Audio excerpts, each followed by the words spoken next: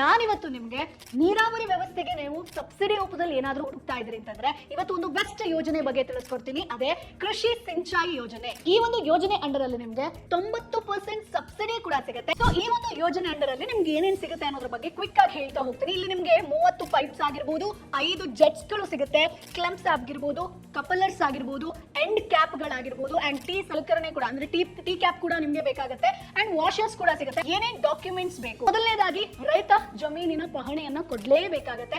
Aadhaar card ಅನ್ನ submit ಮಾಡಬೇಕು, bank passbook, ಬೆಳೆ ದೃಢೀಕರಣ ಪ್ರಮಾಣ ಪತ್ರ ಬೇಕು, ಕೊಳವೆ ಬಾವಿ ದೃಢೀಕರಣ ಪ್ರಮಾಣ ಪತ್ರ ಇರಬೇಕಾಗುತ್ತೆ, ಅಂಡ್ 100 ರೂಪಾಯಿಯ ಬಾಂಡ್ ಪೇಪರ್ ಬೇಕು, ಜೊತೆಗೆ ನಿಮ್ಮ ಒಂದು ಪಾಸ್ಪೋರ್ಟ್ ಸೈಜ್ ಫೋಟೋ, ಅಂಡ್ ಹಾಗೆ ನಿಮ್ಮ ಒಂದು ಮೊಬೈಲ್ ನಂಬರ್ ಕೂಡ ಇಲ್ಲಿ ನೀವು ಕೊಡಬೇಕಾಗುತ್ತೆ. ಸೊ ಅರ್ಜಿಯನ್ನ ಎಲ್ಲಿ ಸಲ್ಲಿಸಬೇಕು ಅಂತ ನೋಡೋದಾದ್ರೆ ಕೆ ಕಿಸಾನ್ ಅನ್ನುವಂತ ವೆಬ್ಸೈಟ್ ನೀವು ಹೋದ್ರೆ ಆರಾಮ್ಸೆ ನೀವು ಅಲ್ಲಿ ಅರ್ಜಿಯನ್ನ ಸಲ್ಲಿಸಬಹುದು. ರೈತ ಸಂಪರ್ಕ ಕೇಂದ್ರ ನಿಮ್ಮ ಒಂದು ಊರಲ್ಲಿ ಇರುತ್ತಲ್ವಾ, ಸೊ ಅಲ್ಲಿ ಹೋಗಿ ನೀವು ಅರ್ಜಿಯನ್ನ ಸಲ್ಲಿಸಬಹುದು. ಇಲ್ಲಿ ಮುಖ್ಯವಾಗಿ ಸಾಮಾನ್ಯ ರೈತರಾಗಿದ್ರೆ ನಿಮಗೆ 50% ಸಬ್ಸಿಡಿ ಸಿಗುತ್ತೆ.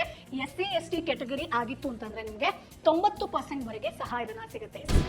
Boss Vala, B the boss.